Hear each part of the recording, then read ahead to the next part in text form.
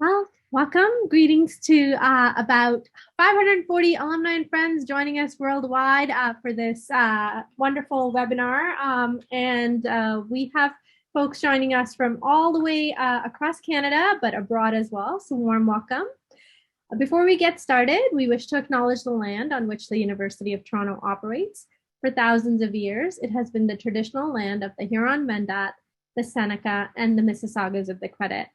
Today, this meeting place is still home to many Indigenous people from across Turtle Island, and we are grateful for the opportunity to work on this land. I would like to extend a quick and heartfelt thanks to Dr. Sophia Malik, chair of the OISE Alumni and Friends Leadership Series. Dr. Malik is a dedicated alumni volunteer of the OISE Alumni Association and professor of educational leadership and policy at OISE, and we are very grateful and thank her for her service. A huge thank you to Natalie Newman-Butler and Neil Tinker. Natalie is our Senior Alumni Programs and Donor Relations Officer, and Neil, our Technical Expert Extraordinaire. Thank you so much for making this event happen today. And now, without further ado, I wanted to invite our stellar Dean, Dean Normal Labrie, to introduce Dr. Kang Lee for us. Over to you, Normal. Thank you, Sim. Good evening, alumni, colleagues, and friends. My name is Normal Labrie. I am a professor in the Department of Curriculum, Teaching and Learning, and I'm currently serving as interim dean of the Ontario Institute for Studies in Education. I'm proud that OISE is consistently ranked as the top educational institute in Canada and one of the world's most reputable institutes for education research and teacher education. I'm also proud of our worldwide community of more than 100,000 alumni. Hundreds of you have registered to join us tonight for this fascinating lecture we will receive. Tonight's Alumni and Friends Leadership Series features acclaimed OISE researcher, Dr. Kang Lee. Dr. Lee is a Tier 1 Canada Research Chair at our Dr. Eric Jackman Institute of Child Study and Department of Applied Psychology and Human Development. And he is regarded as the world authority on lying in children, specifically working as a developmental psychologist who studies moral development and the development of lying in children between 2 and 16 years of age. His past research has focused specifically on children's moral understanding of lying and truth-telling in different social contexts and different social cultural contexts, their actual lie and truth-telling behaviors in such contexts, and the relationship between these two. Dr. Lee is a leader in this field and has made significant contributions not only to the literature about this important yet largely neglected aspect of moral development, but also to real-world practices. We extend our sincere appreciation and thanks to Dr. Lee and the OISE Alumni Association for offering this free lecture tonight. Please join me now in welcoming Dr. Kang Lee. Thank you very much, Normal, for the introduction. Thanks for inviting me, and greetings to everybody from Kyoto, Japan. So I'm going to share my screen.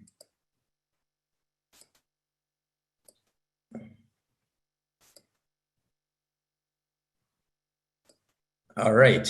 So, so before I start, I would like to acknowledge the funding from the SHRC of Canada and the Canadian Foundation for Innovation, and then NIH from US and NSF from China for the funding of our research for the last almost 30 years.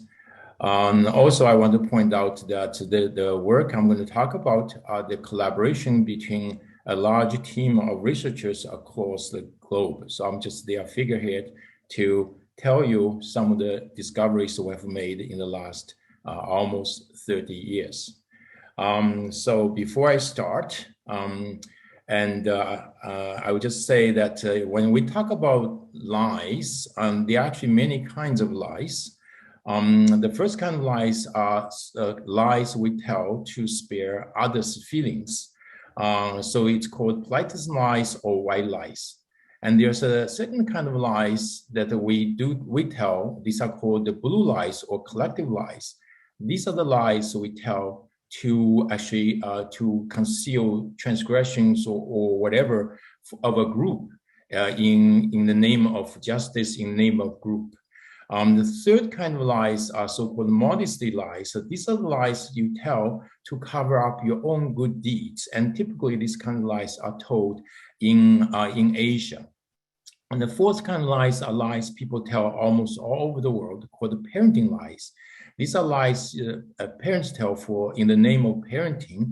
I think some of you who are parents have told these kind of lies. For example, if your child is acting up, instead of telling them to behave, you actually lie to them to make them behave, such as, I'm going to call the police to arrest you or put you in jail if you continue to act up.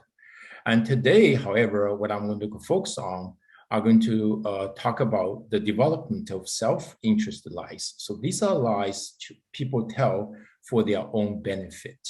So before I start, I would like to do a poll to find out whether or not you have lied particularly for self-interested purposes. So Neil, would you mind to release the first poll first? So did you ever lie as a child? You can respond yes or no.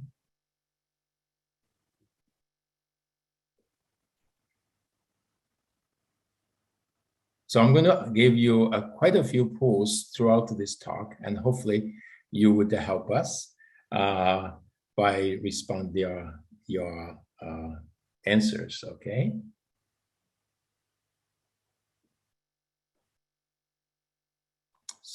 And Neil, when you see, oh, all right, great.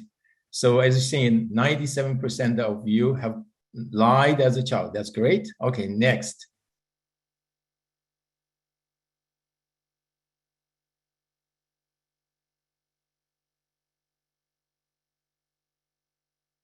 So the next poll question.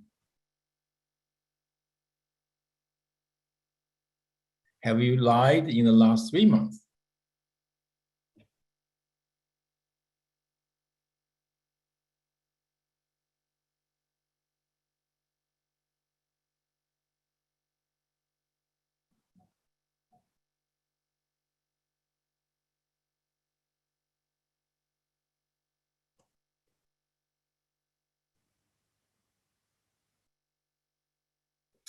All right.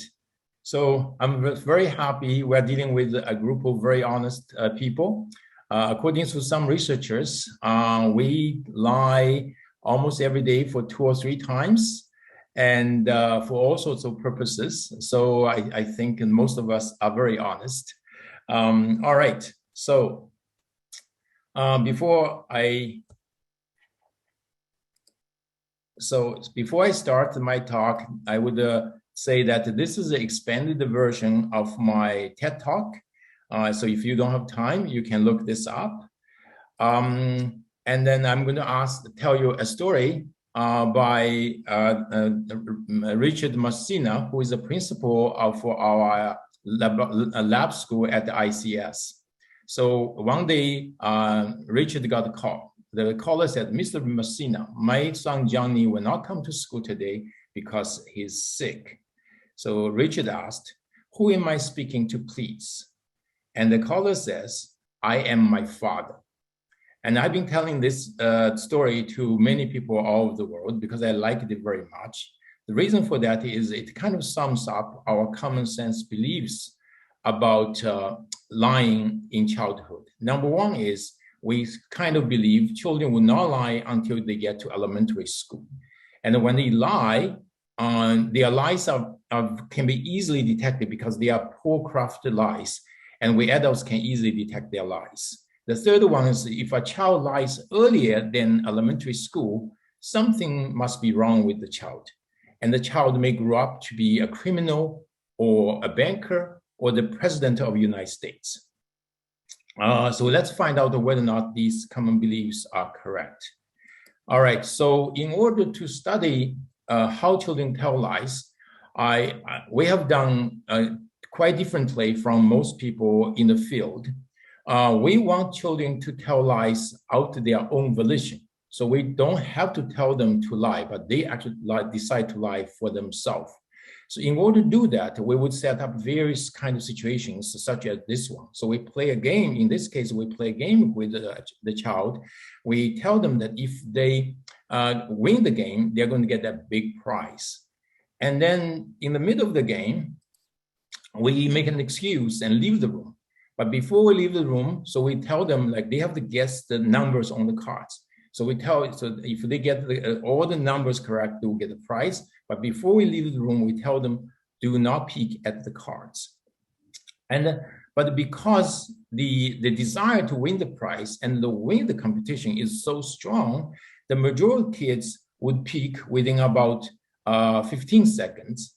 But however, of course, we don't trust the kids, and then we put a lot of hidden cameras in the room to watch every single move of the child. So, and then most of the kids would peek, as you can see here. And then it's just very tempting situation for children to peek. So that's not the purpose of this setup. The purpose is when we come back to ask children, when I was gone, did you peek? Would they lie to cover up their transgression, or would they tell the truth and confess that they have peeked? So that is the main focus of our research. All right, so let me show you a video clip made by CBC about children in different parts of the world participating in a similar kind of game.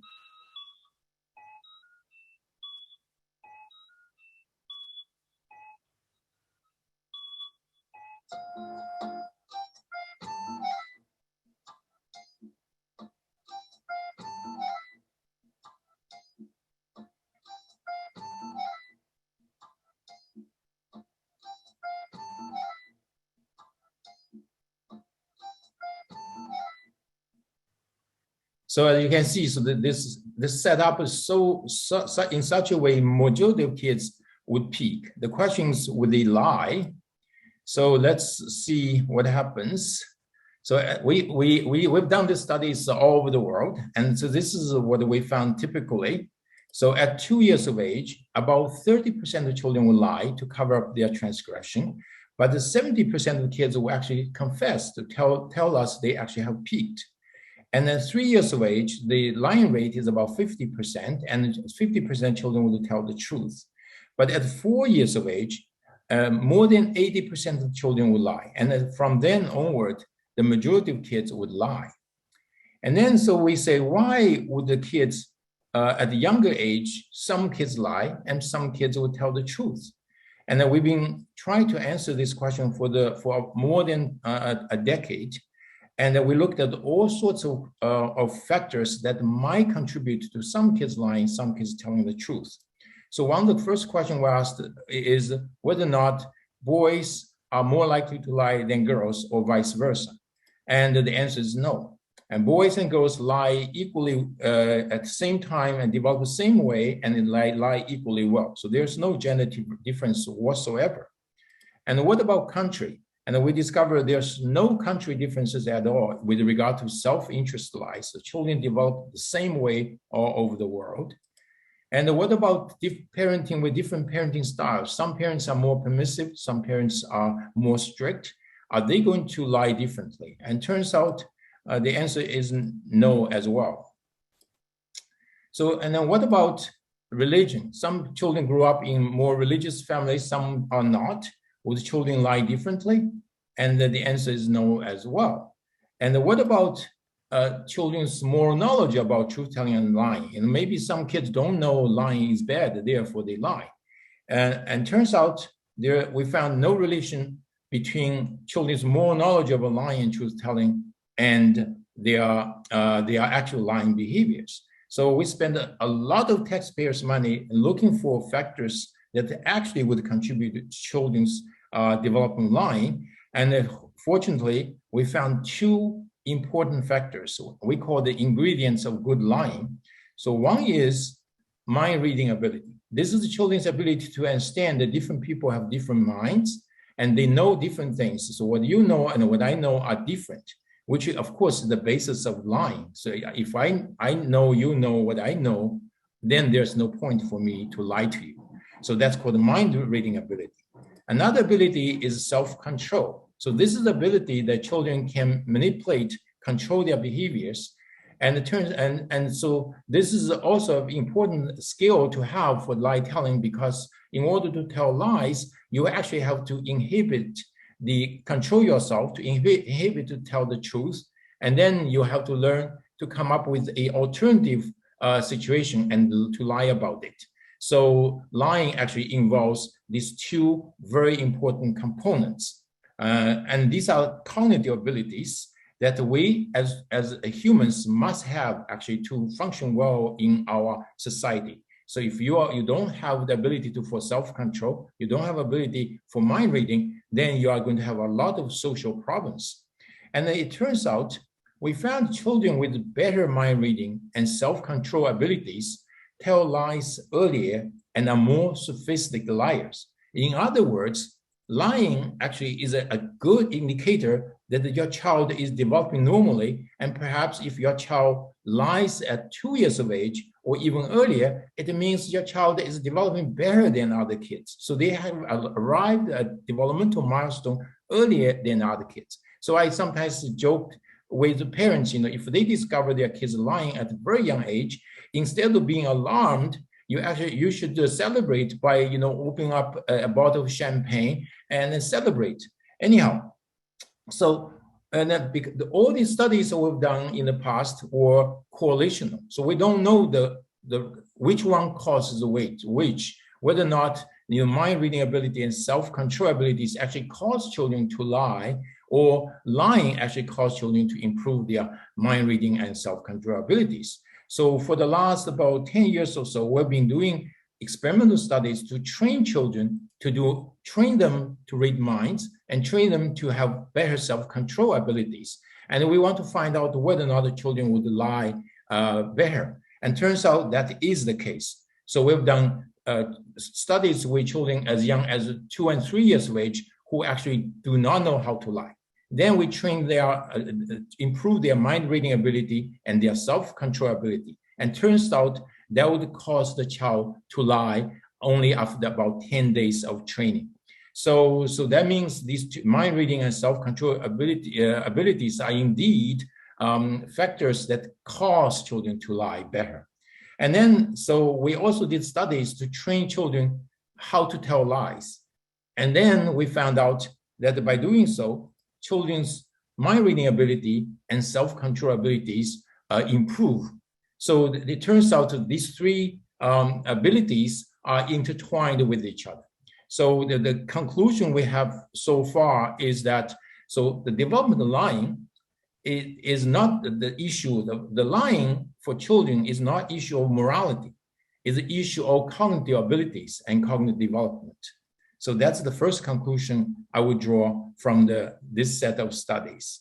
So, but many parents would tell me that, wow, Kang, it's good. I know I'm assured my kids lying is not a terrible thing, but I'm still want my kids to be honest.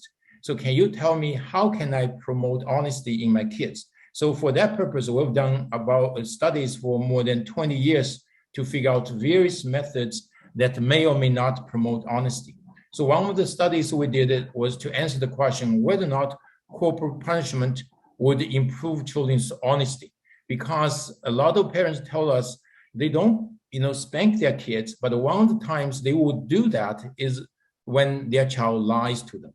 So, and we happen to run across two schools in a West African country in which one school uses corporal punishment to when a child transgresses from 3 years of age all the way up to 12 years of age. So this is a private school. Another private school run by a Canadian principal that is using the way we typically do in our school. That is when a child transgresses, they get scolded by the teacher or the principal. So we want to find out what happened to kids in these two schools. And turned out what we found was children in the punitive school tend to lie earlier and lie better than children from non-punitive schools. And as a matter of fact, children's lying ability in the punitive school are as good as 7 years of age when they are only 3 or 4 years of age. So they are very well advanced in their ability to tell lies if they grow up in a very punitive environment. So as you can see, corporal punishment will not promote honesty. But what about discussion with children about the morality of truth-telling and lying? So we did many studies with regard to this. So in this study, we have multiple conditions. In one condition, it's a control condition, so there's no moral discussion, no promise. And in this condition, so the kids were 5 to 6 years of age, so the lying rate was 80% as usual. And then in one study, one condition, we actually have a moral discussion with children about the importance of truth-telling and negativity of lying. We want to find out whether or not children would tell the truth in this condition. And turns out it's totally useless. So you're totally waste your time to talk to your kids about the importance, moral importance of truth-telling and lying, and from many of the studies we've done. However, when we ask children to promise us to tell the truth, they will tell the truth. So they are more likely to tell the truth. You ask them to promise you they're going to tell the truth. And importantly, as you can see, so some kids actually do not know what a promise is. But for some reason, once they promise, they will tell you the truth. However, kids are very, very tricky. So if you ask children to promise to tell you the truth, but they say, okay, that's no good. They're still going to lie to you. So only when they say, I promise, then they are going to tell the truth. So promise making seems to be moral discussion does not promote honesty, but the promise does. Okay, so now what about modeling? So we want children to see if another child who is telling the truth, would the child learn from that child and tell the truth? So in this study, we had 5, 6-year-olds, and they're in the control condition, children tend to lie at 80% of the rate, which is typical. So then we show the child, another child who is lying or telling the truth about their transgression, and they got rewarded with a physical prize. And then we found that children are more likely to tell the truth. So when child sees someone get rewarded for truth telling, the child is more likely to tell the truth. But what about we take away the physical reward, just praise the child for honesty, and with the child, another child for honesty, with the child more likely to tell the truth? And turns out the answer is yes. So when you see a child sees someone else telling the truth and got praised by it, the child is more likely to tell the truth. So the message from here is, you should create an environment of honesty at home and then in the school, so that children can see other children telling the truth and not being punished, but being praised for their honesty. So that modeling is also a good method to promote honesty. And then what about moral storytelling? So Neil, would you mind to release the 2 poll questions? So this question is, would you, when telling children the boy who cried the wolf story, make children more honest? So I want you to make a prediction. So yes or no.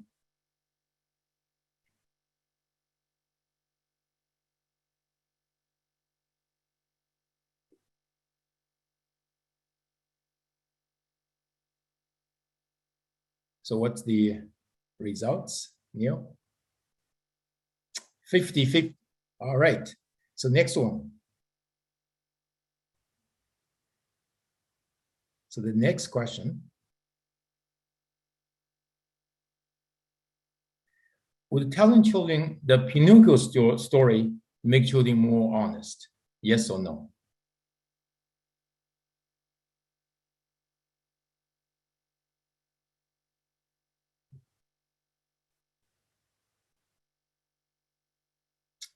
What are the results?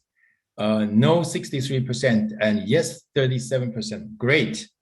All right, so let's find out what the data actually says. So in this study, So we create a situation, so we run many conditions. So one condition, control condition, we use tortoise and hare. So which is a moral story. Before we ask children, when I was gone, did you peek at the toy? We actually tell them a story about tortoise and hare. And this story is a moral story, but does not promote honesty, but it promotes something else. So, and in this situation, we found out, so the children are between 4 years of age all the way up to 7 years of age. And then so the lying rate is 68%.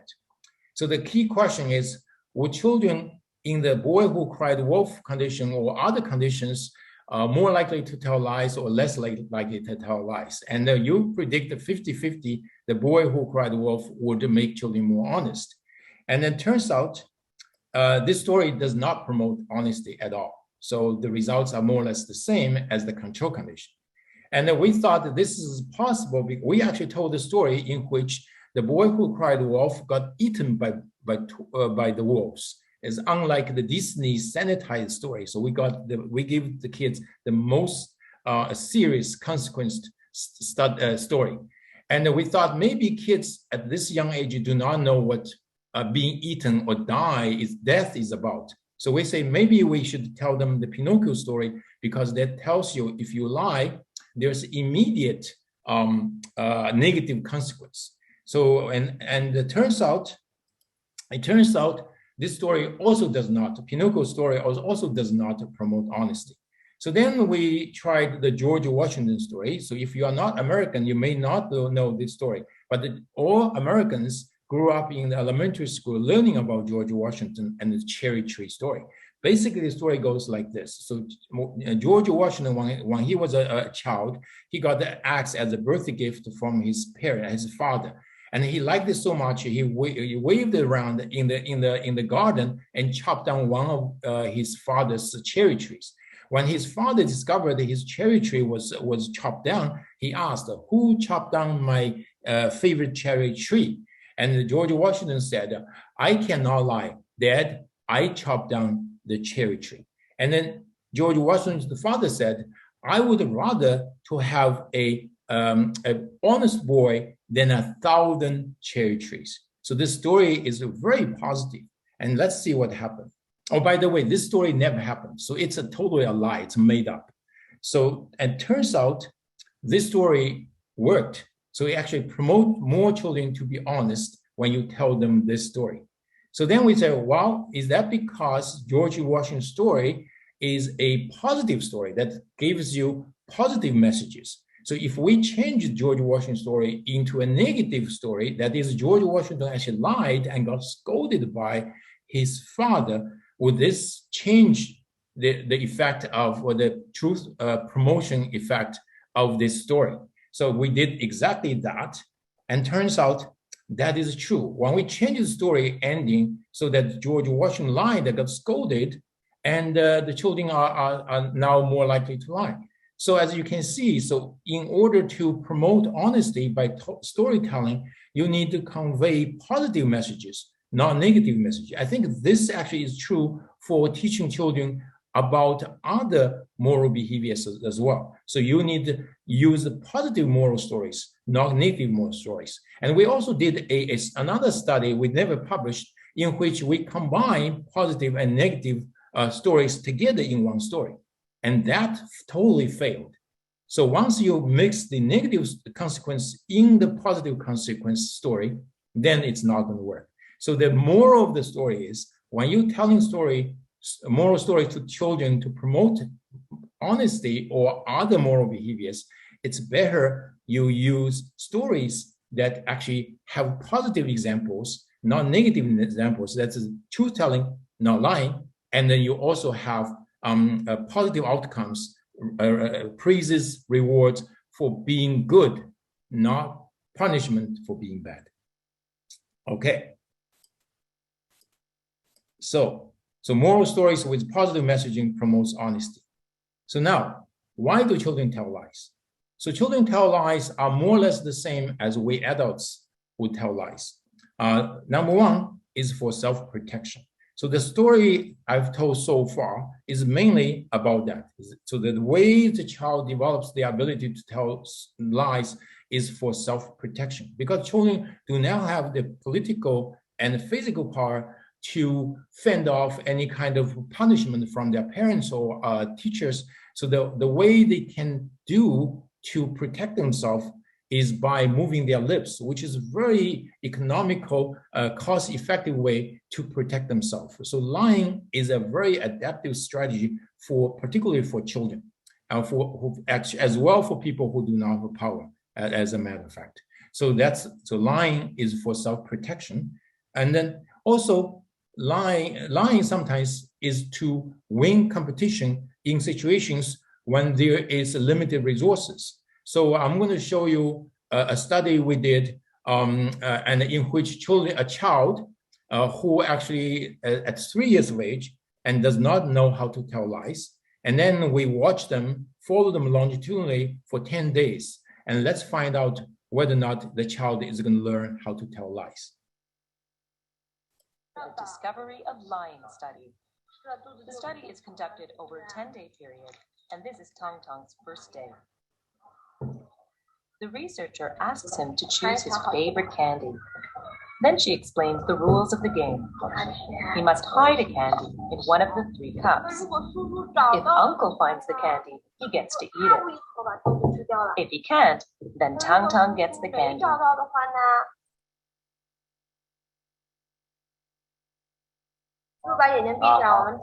The game is in full swing. Kang Lee covers his eyes and Tang Tang hides the candy. When Lee asks, "Where's the candy?" Tang Tang readily points to the cup where he hid it. He keeps giving away his favorite candy because he's incapable of telling a lie. After 10 trials, it's time to call it a day. And Tang Tang gets a sticker for his effort. This is day 3 for Tang Tang. He looks wistfully at the candy. Telling a lie is actually a very complex affair. For Tang Tang to lie, he first has to inhibit the truth. Then he has to know that what he knows is something that Lee doesn't. He has to hold the truth in his mind while he invents a lie. This ability signals a crucial milestone in a child's development. Clearly, Tang Tang isn't there yet. Tang Tang has now been playing the game for 5 days. The first glimmer of a strategy appears when he covers the cup with his hand as if to hide the candy, but he still can't refrain from telling the truth. The next time when Lee asks where the candy is, he wavers. Something is beginning to stir. Will he actually figure out how to deceive Lee?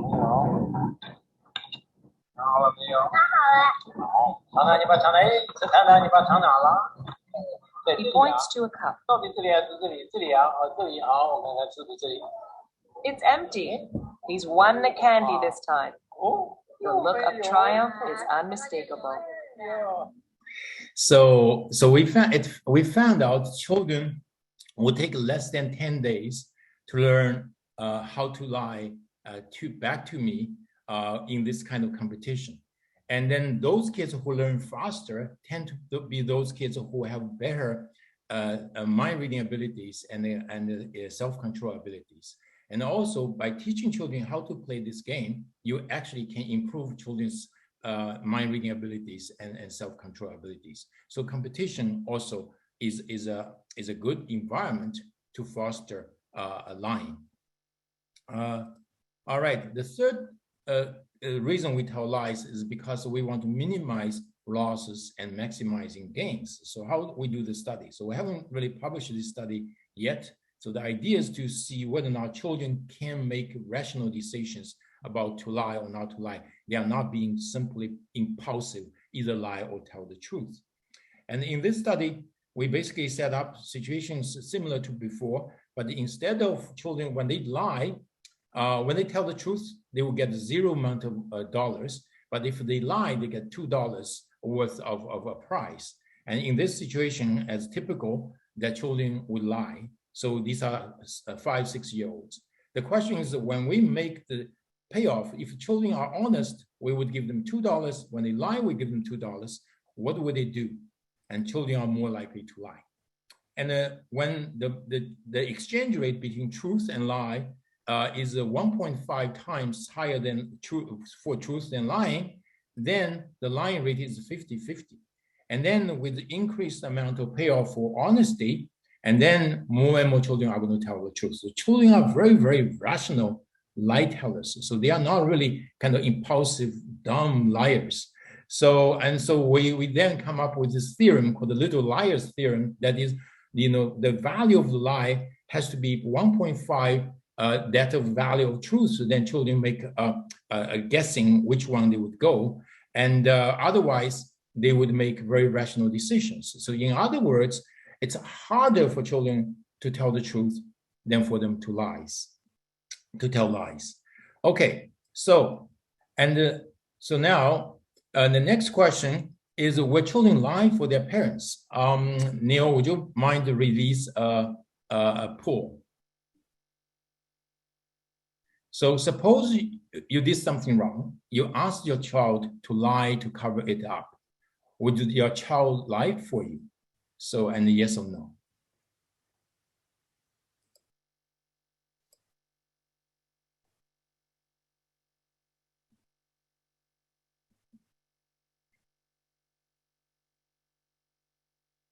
Okay, so 74% of you said yes. All right, so let's find out from the data. So we've done quite a bit of the study on this issue. So I'm going to show you a video of how we did the study. Ella and her mother have been invited to the University of Toronto's Institute of Child Study Lab to take part in the broken toy study. I just realized that I must have left all of my papers in the other room, and we need them for all of our activities. So I'm gonna have to go get them all together. So while I'm gone, you guys can just make yourselves comfortable, okay? The study is designed so that the parent is a participant and has been asked to act according to a given script. I like this.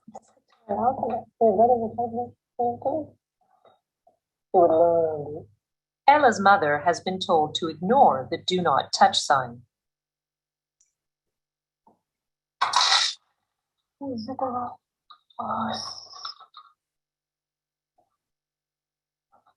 She asks Ella not to tell on her. I thought it was soft. I didn't think it was full. Don't say anything, okay? Okay? There'll be a cow, no? Hi guys, sorry that took so long. So Mom, actually we have some forms in the other room for you to fill out. So now would be a great time for you to go fill those out. And Ella and I will get started on some of our activities, okay? As part of the script, Ella's mother leaves the room. Okay, so tell me everything you and your mom did while I was in the other room getting all of my forms. Ella immediately reports on her mother. So, did your mom ask you not to tell us that she broke the wobbly ball? Yeah? So, as you can see, so not only 10% of the kids would lie for their parents. So 90% of the kids would basically sell their parents right away down the river. So this is a scientific evidence to show you that there's no point for you to save college funds for your kids. You should splurge on your kids' college funds for other things. So we find it's just so compelling that the kids will not lie for their parents, no matter how much you love them. Okay, all right. So the next question is, are children poor liars?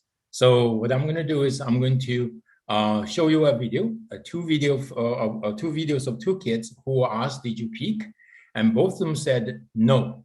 But the one child lied, the other child did not lie. So your task is to determine which child is lying, which child is telling the truth. So are you ready?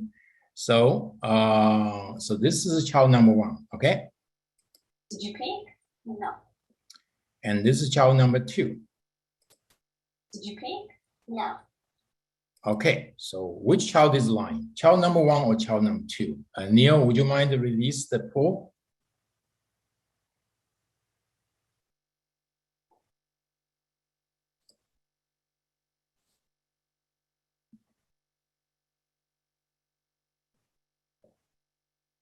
Okay, so what are the poll? 74% of you said that child number 1 lied, and 26% said that child 2 lied. In fact, child number 2 lied, and child number 1 told the truth. Okay, so I'm going to show you another pair of kids again. Okay, so now, this is child number 3. Did you peek at the prize? Did you peek at the prize? Okay, so what do you think? Child number 3 lied or child number 4 lied?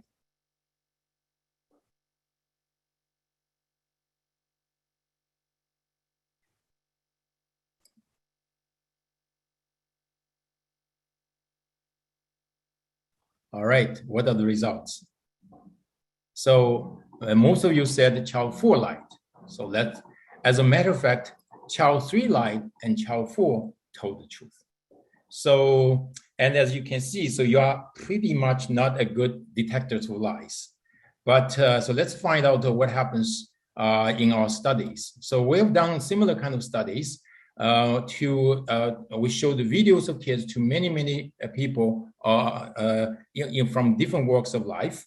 And we show a lot of videos, but not side by side, but individually. And we ask them to decide whether or not children are lying or telling the truth. So the first group of, so as you can see, so if you are guessing, your accuracy should be 50%. So let's find out whether or not university students, undergrads, and law school students can detect children's lies.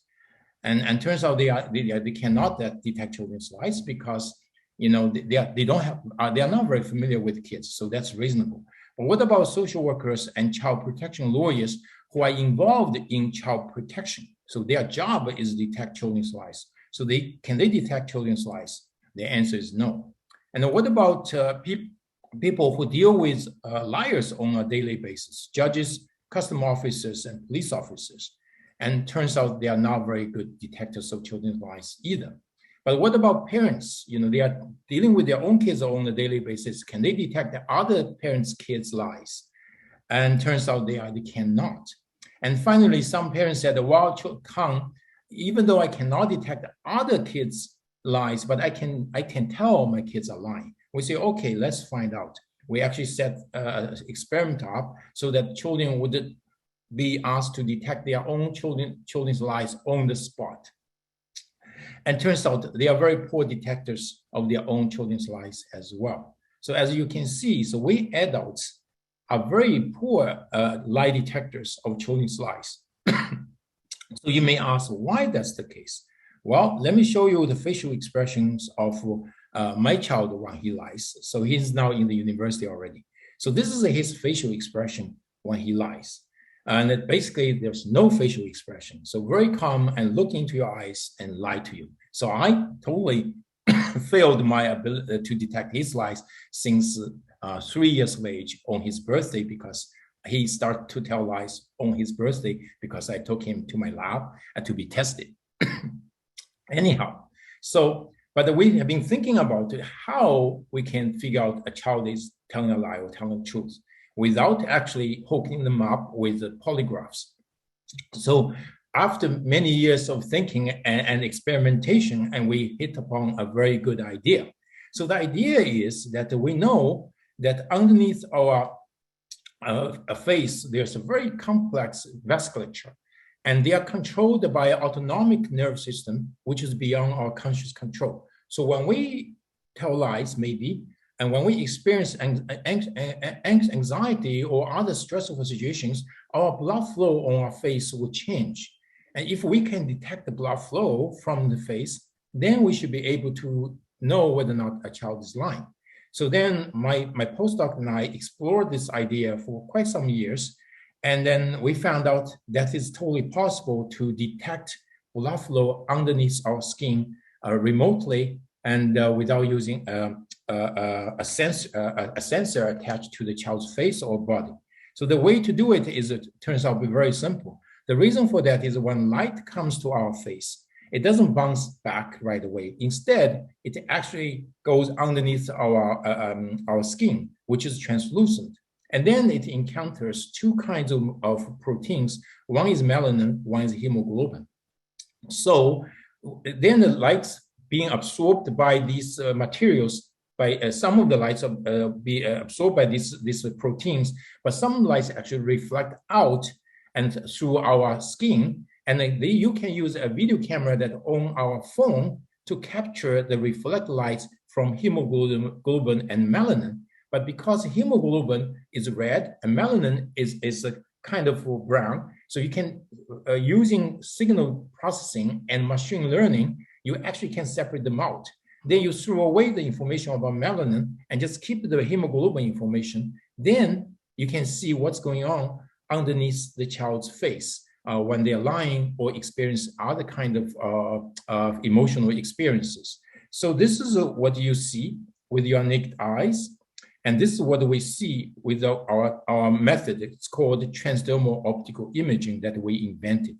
So this is the one frame of the image. So the hot spots are at that moment, there's a high level of hemoglobin concentration. The dark ones are the moment at which there's low level of hemoglobin concentration.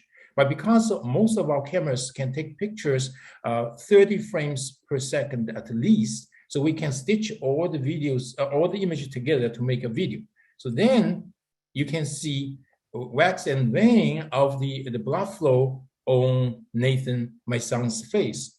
And then from there, you can actually learn about the physiological changes in the person's body. And from there, then you can detect the children's lies.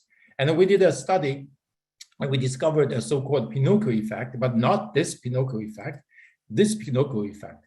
That is when you lie, somehow the blood on your nose increases and blood on your cheek decreases. So when we found this, we actually wrote up a paper and we want to publish it. Then University of Toronto people came over and said, no, you cannot do this. You have to patent it first. So we write a patent for it. And then they say, well, you have patents, great, but you have to set up a startup company. But I said, I'm a professor, so I don't want to be a CEO. They said, no, don't worry about this. We will hire a CEO for you. But I said, I don't have money. They said, no worries, we would find a CEO with a lot of money, which they did. So we set up a company called the Neurologics, and I'm no longer working for the company. So this is a CEO. He sold his company for $400 million to Siemens at the time. So he was very happy to work with me and my postdoc, Paul Zhen, to set up this company to develop this technology. Anyhow, so long story short, so as a matter of fact, the OISE actually has a minority stake of the company. So if the company gets sold or whatever, OISE should get some money from this investment. In any case, so far, we have developed a cloud-based technology or service called the Deep Effects. As long as you have a camera on your phone or on your computer like the one I'm using, or a surveillance camera, you can use this technology and then to actually take the information from local devices and send very little information to the cloud about the facial blood flow, and then send back the data back to your device to tell you what's going on. So I will do a demo at the very end of my talk if I have time. So now we can do real-time physiological and psychological emotional information decoding with our phones or any kind of cameras. We also can go back in history to detect from the videos of very, very old ones, like Bill Clinton's testimony or OJ's interview, or the American election or nightmares we had some times ago. So, and we can actually detect physiology and stress of these people live if we want to, or historically. So as you can see, so this technology at this moment, we can do a lot of things now. We can detect heart rate with high accuracy, breathing, blood pressure. We even can tell your age, sex, height, weight, BMI, waist circumference. We can detect whether or not you have a hypertension risk, diabetes risk, and too much cholesterol in your blood, and too much lipids, that's fat in your blood. We can also measure stress and of course, facial expressions and inner expressions when your face shows no expressions. And then we, of course, can do lie detection, but that's not good enough, 85%. And so you can see, so this technology can have many, many applications. And then when we announced our technology many years ago, Homeland Security and TSA and the FBI from the United States invited me to go to Boston to give a talk about the future of airport. So how we can increase the security of the airport.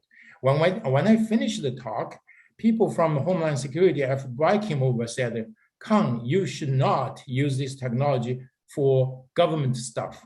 You should do something for everybody in the world. They said that maybe you should do something about health. So we actually spend most of our time now in the last 5-6 years on developing this technology for health and sometimes also for education. So let me give you a quick examples, then I will stop. So this is one way you can do it is by using this technology for student learning. So to find out, for example, when you teach math, stats, whether or not your students are stressed or whether or not your students are understanding the topic you are teaching.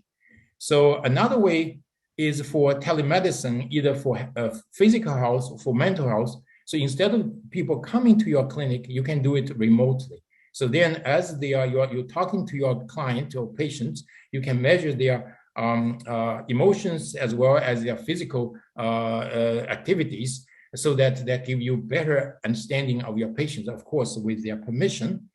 And then we recently developed the methods. This is Paul. So he's co-inventor of this technology. So we put this technology into his car and he's driving around. This is not in the evening. This is daytime by using infrared camera. So we can monitor whether or not he's driving with a road rage or not. And this is his daughter. And then we can actually monitor whether or not she's having nightmares or she's sleeping well or she's physically okay, she has fever.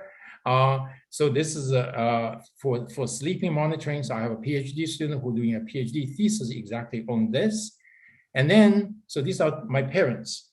So they live in China. So I'm living in Toronto. They are 94 years of age. So I'm worried about their health. So I figured out I could help for myself as well by buying a video camera right there. And then they like to watch TVs. So then while they are watching TVs, and I can watch them.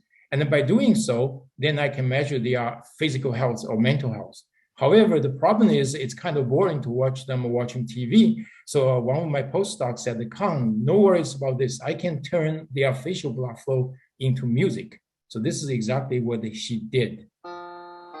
So this is the blood flow out of my father's face. So this music actually is a good music. So when I hear this music, I'm not going to be worried. But I'm going to show you another old fellow who has serious heart problems. And this is the music of his blood flow on his face. So there's these half notes in the music that tells you something's wrong with this person's heart rhythm or blood flow. And if that happen to my father, I would call my sister to get the nurses to come into the house and to check up on my father or my mother for that matter. So, and right now I'm in Japan. So one of the things that we are developing now is using these kind of robots to interact with the babies so that we can sometimes help the mother when the mother or the father is busy doing other things, household work, and the child would have someone to interact with them, helping them to learn, calm them down emotionally, and maybe learn, various languages and things about the world. So this is what I'm doing right now. And finally, you may ask, what about me? can your technology help me, or including myself, Kang? So this is what we have developed. It's called Neura. So you can download it by scan the QR code here. And then so this tool allows you to measure your physical and mental health when using your smartphone. But unfortunately, we're in competition with Apple. So Apple only allow us to do a minimal amount of functions on our app. So we couldn't do anything about it. But I'm going to show you the full-fledged app, how it works and what it can do just shortly. Okay, so I'm going to unshare this. So I will finish off with my talk with this demo of myself using the app we have developed.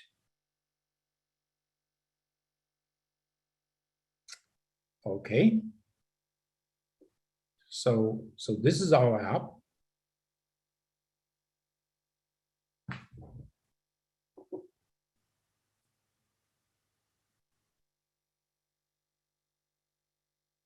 So he's going to start to scan my face for blood flow information.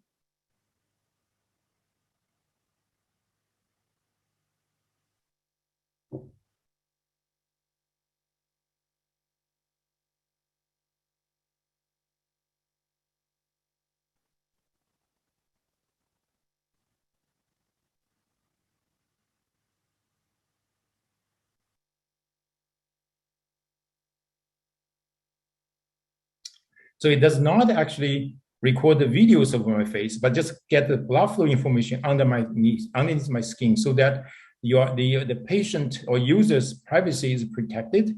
And then the blood flow information sent to the cloud, and then cloud start to process the information and then send back the results in about 30 seconds. And in the cloud, we build many machine learning algorithms. And so now you can see, so my heart rate is 80, my breathing is 9 breaths per minute, and then my systolic blood pressure is 123, which is good, and then my diastolic is 81, which is not good. And then at my age, so this is typical, but it's better under 80 diastolic. So my stress is 2.6, which is good, but not good for my talk. Typically, when I give a talk, my stress should be at 4. So typically, when I have such a low, relaxed situation, my talk is poor. I hope you don't feel this, but that's how I might feel. Okay. So also it says my BMI is 24, which is good, and today I look like 55 years of age. My actual age is 59 years of age. And it also tells me about my waist to height ratio, which is good, but my body shape is not that great. And then my cardiovascular disease risks in 10 years is very low, which is good. So I got a health score. Oh, then I have just a little bit of slight hypertension risk and no diabetes risk, but then my cholesterol looks like high, and then lipids in my blood seems to be okay. Okay, so I got a score of 81, so which is not too bad. So try to get to 90, then it's a very good level of health. So anyhow, so I want to show you one more thing though. So then we also built something for monitoring your stress, anxiety, and depression. So for example, so we can answer very few questions, and you can get your risks assessed in about 10 seconds for various mental health problems. So again, the data goes in. So says I answer randomly these questions. It said that I don't have today. I do not look like I have a moderate depression. So the likelihood is only 37%. So which is good. Phew. But anyhow, so that's it for my talk. Thank you very much for coming and for your attention.